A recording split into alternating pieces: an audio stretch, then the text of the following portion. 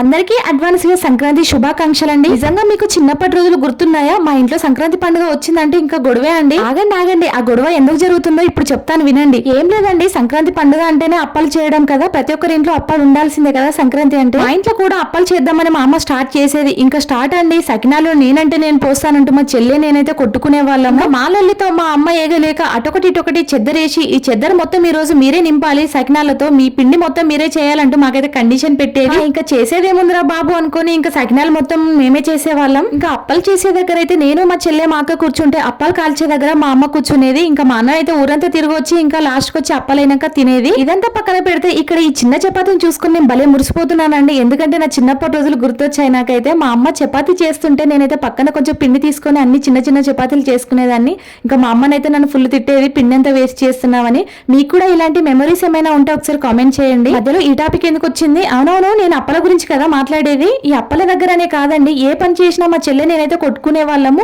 బోళ్ళు నువ్వు తోమాలి, ఇల్లు నేను ఊడవాలి, బట్టలు నువ్వు మడత పెట్టుకోవాలని ఇలా పనులైతే పంచుకునే వాళ్ళము.